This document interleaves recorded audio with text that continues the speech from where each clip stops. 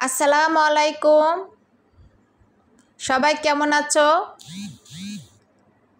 আজকে তোমাদেরকে দেখাবো বিয়ে বাড়ির গরুর মাংস আর সাদা পোলাওর রেসিপি। আমরা বিয়ে বাড়িতে সাধারণত গরুর মাংসের বিরিয়ানি খেয়ে থাকি, কিন্তু আজকে আমি নতুন এক রেসিপি দেখাবো, পোলাও আর গরুর মাংসের রেসিপি। আমি আগে চুলায় একটি পাতিল বসিয়ে দিলাম, তারপর পরিমাণ মতো তেল দিয়ে দিব। তেলটা একটু গরম হলে তেলে 3টা তেজপাতা, 4 টুকরো দারচিনি, 10-12টা সাদা এলাচ,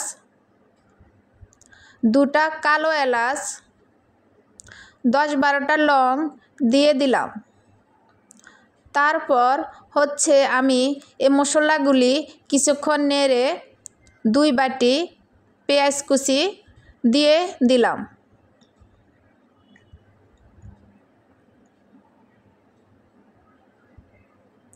দুই বাটি পেঁয়াজ কুচি দিয়ে আমি হালকা ভেজে নিব। পেঁয়াজগুলি আমি আজকে বেশি ভাজবো না, হালকা ভেজে নিলেই হবে।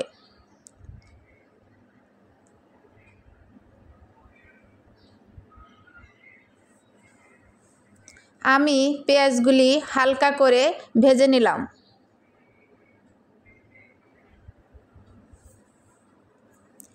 এখন আমি এখানে 2 চামচ রসুন বাটা, 3 চামচ আদা বাটা,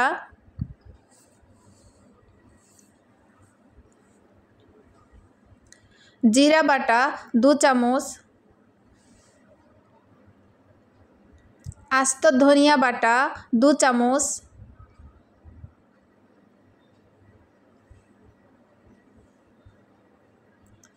কালো গোলমরিচ বাটা 1 চামচ,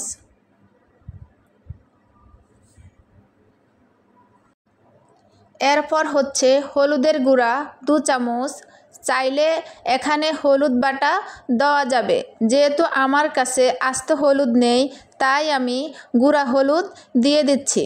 তারপর বাটা মরিচ দিয়ে দিব। আমি এখানে 2 চামচ বাটা মরিচ দিয়ে দিলাম।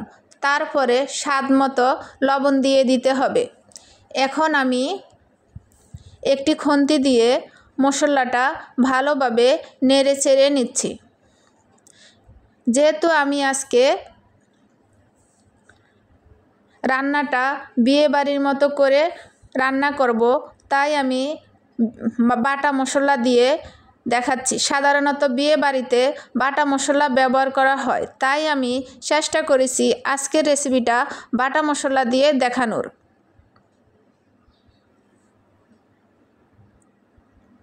এখন আমি মশলাগুলি ভালোভাবে একটি খুন্তি দিয়ে নেড়ে ছেড়ে ভালোভাবে কষিয়ে নিচ্ছি।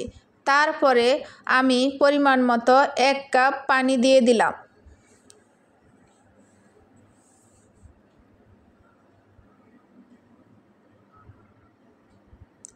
পানিটা দিয়ে আমি কিছু সময়ের জন্য নেড়ে চেড়ে ঢাকনা দিয়ে দিব। কিছু সময়ের জন্য আমি ঢাকনাটা দিয়ে দিলাম। এরপর আবার ঢাকনাটা সরিয়ে ভালোভাবে নেড়ে চেড়ে নিচ্ছি।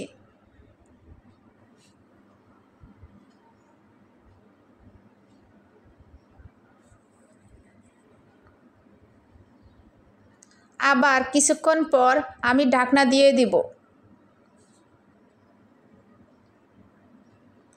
আবার কিছুক্ষণ পর ঢাকনা সরিয়ে ভালোভাবে নাড়তে হবে।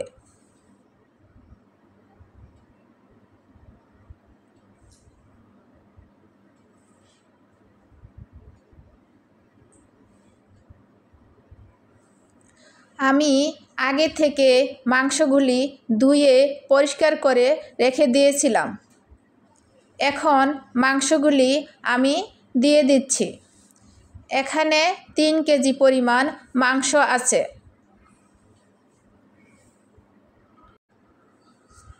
তারপর মাংসগুলি দেওয়ার পরে ভালোভাবে মশলার সাথে নেড়ে চেড়ে মিশিয়ে নিচ্ছি।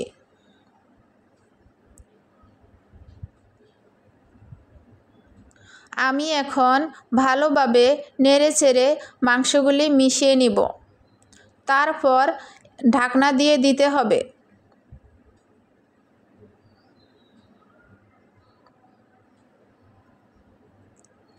আমি এখন একটি ঢাকনা দিয়ে দিলাম। আমি 10 মিনিটের জন্য ঢাকনাটা দিয়ে দিব।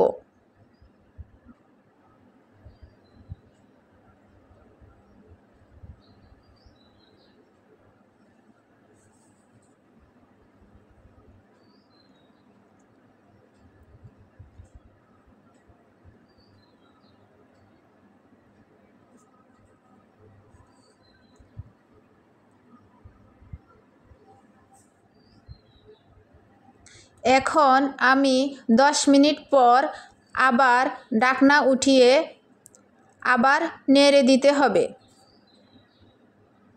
চুলার আঁচ মিডিয়াম রাখতে হবে। আমি এখন ভালোভাবে নেড়ে চেড়ে মাংসটা কষিয়ে নিচ্ছি।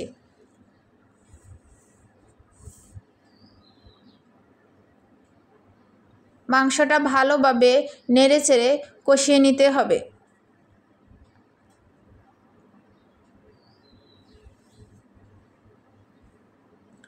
তারপরে আমি আবার ঢাকনাটা দিয়ে দিলাম। এরপর আবার ঢাকনা সরিয়ে আমি আবার ভালোভাবে মাংসটা নেড়ে দিব।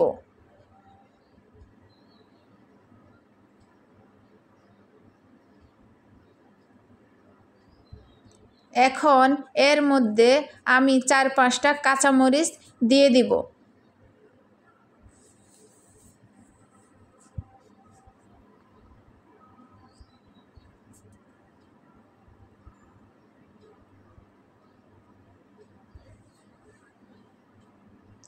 এরপর আবার ভালোভাবে নেড়ে ঢাকনা দিয়ে দিতে হবে।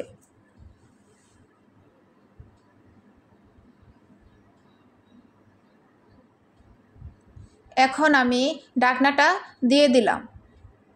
তারপর আবার ঢাকনা সরিয়ে আবার নাড়তে থাকব।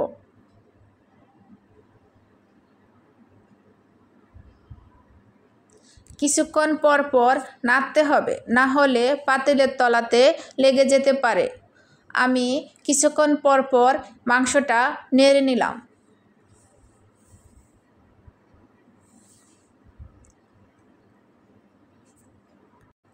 এই যে দেখেন, আমি মাংসটা ভালোভাবে কষিয়ে নিলাম। এখন আমি মাংসের সাথে এখানে কিছু কাঠবাদাম বাটা দিয়ে দিচ্ছি। এখানে আছে কাঠবাদাম, চীনা বাদাম, কাজু বাদাম, এগুলি আমি বেটে দিয়ে দিচ্ছি। এই বাদামগুলি রান্নার মাঝখানে দিতে হবে। এরপর বাটিটা ধুয়ে আমি একটু পানি দিয়ে দিলাম। পানিটা দিয়ে ভালোভাবে নেড়ে চেড়ে আমি আবার ঢাকনা দিয়ে দিব।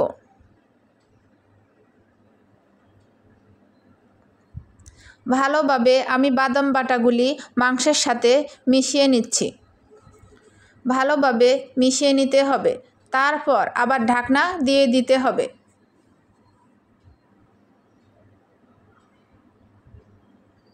এই যে দেখেন, আমি ভালোভাবে নেড়ে মাংসটা বাদাম বাটার সাথে মিশিয়ে নিচ্ছি।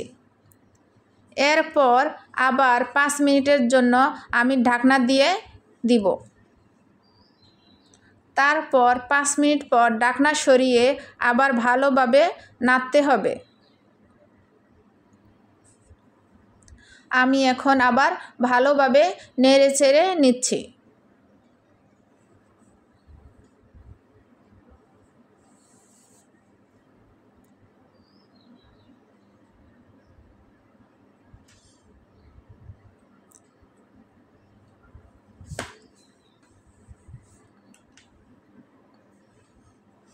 তারপর নেড়ে আমি আবার কিছুক্ষণের জন্য ঢাকনা দিয়েছিলাম। আবার ঢাকনাটা সরিয়ে আমি আবার ভালোভাবে নেড়ে চেড়ে মাংসটা কষিয়ে নিচ্ছি। এরপর যখন মাংসের উপরে তেল উঠে আসবে এর মধ্যে আমি কিছু ফুটানো গরম পানি দিয়ে দিলাম। আমি যেহেতু বিয়ে বাড়ির মতো রান্না করলাম তাই বেশি পানি ব্যবহার করব না, আমি মাংসটা মাখা মাখা রাখব।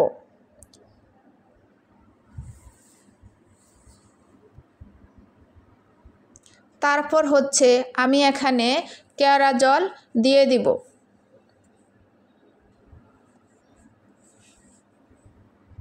এখানে বেশি কেওড়া জল ব্যবহার করা যাবে না, তাহলে একটি গন্ধ আসবে।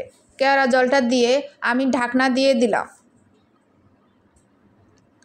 আমার মেয়ে যেহেতু আলু পছন্দ করে আমি এখানে 2টা আলু দিয়েছিলাম।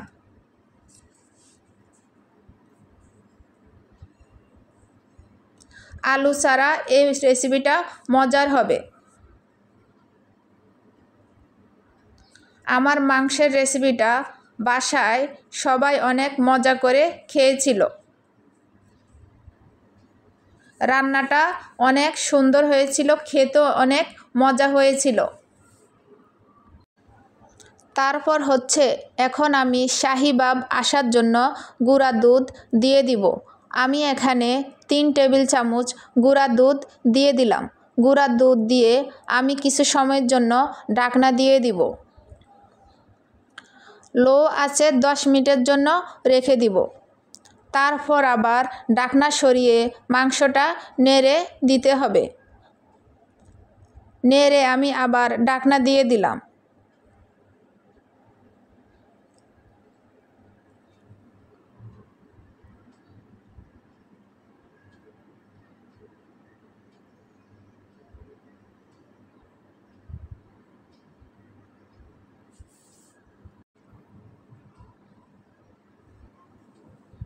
তারপর কিছুক্ষণ পর আমি ঢাকনা সরিয়ে মাংসটা নেড়ে দিলাম।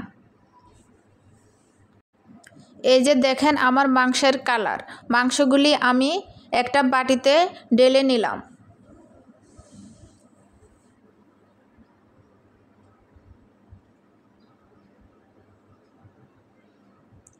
হয়ে গেল আমার বিয়েবাড়ির গরুর মাংস রান্নার রেসিপি।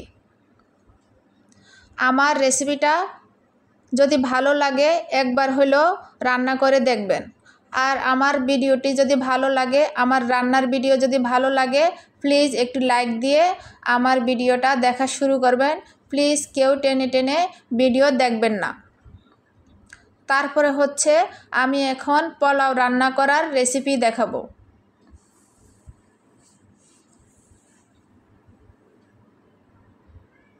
আমি এখন পোলাও রান্না করার জন্য চুলায় একটা পাতিল বসিয়ে দিলাম। পাতিল বসিয়ে তারপর আমি তেল দিয়ে তেলটা যখন গরম হয়ে আসছে আমি এখানে 2টা তেজপাতা, 4টা এলাচ, 2 টুকরো দারচিনি, 5-6টি লং, 1 টুকরো জয়িত্রী দিয়ে দিলাম। দিয়ে তারপর একটু নেড়ে চেড়ে পেঁয়াজ কুচি দিয়ে দিব। যেহেতু এটা সাদা পোলাও, পেঁয়াজটা বেশি লাল করা যাবে না। এখন আমি পেঁয়াজটা ভেজে চাল দিয়ে দিব। আমি আগে থেকে চাল ধুয়ে 10 মিনিটের জন্য রেখে দিয়েছিলাম। এখন চালগুলি আমি দিয়ে দিলাম। তারপরে 1 চামচ রসুন বাটা, 1 চামচ আদা বাটা দিয়ে দিব। তারপর হচ্ছে চালটা ভালোভাবে 10 মিনিটের মতো আমি নেড়ে চেড়ে ভালোভাবে ভেজে নেব। চালটা ভালোভাবে ভাজতে হবে। চাল ভাজা না হলে পোলাওটা মজা হবে না।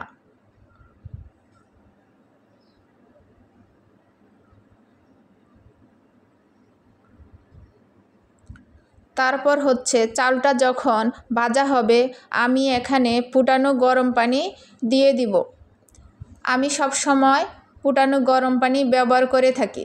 ঠান্ডা পানি ব্যবহার করা যাবে না পোলাওর সাথে।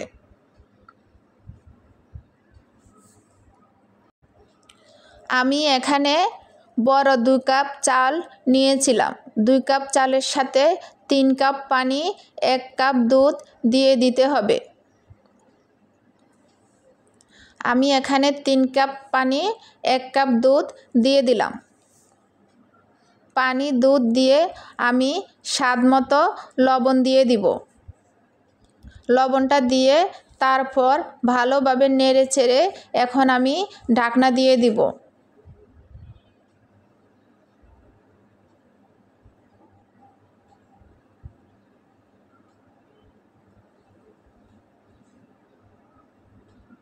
আমি এই যে নেড়েচেড়ে এখন আমি ঢাকনাটা দিয়ে দিলাম।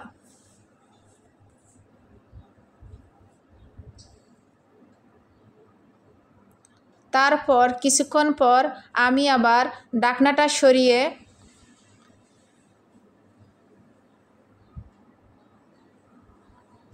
কয়েকটা কাঁচামরিচ দিয়ে দিব। তারপর হচ্ছে আমি এখানে কেওড়া জল দিয়ে দিব।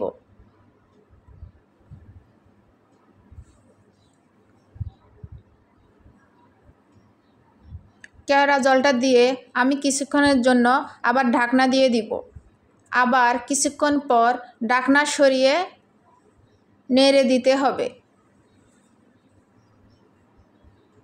তারপর হচ্ছে নিচে একটা তাওয়া বসিয়ে তাওয়ার উপর কিছুক্ষণের জন্য পোলাওটা বসিয়ে রাখতে হবে। প্রায় 10 মিনিটের জন্য আমি তাওয়ার উপরে রেখে দিলাম।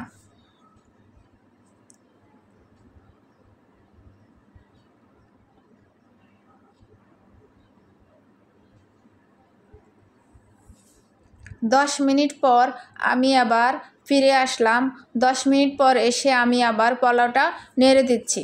দেখেন আমার পোলাওটা অনেক সুন্দর হয়েছিল। আসসালামু আলাইকুম, সবাই ভালো থাকবেন। আল্লাহ হাফেজ। আমার সাথে থাকার জন্য সবাইকে অনেক অনেক ধন্যবাদ।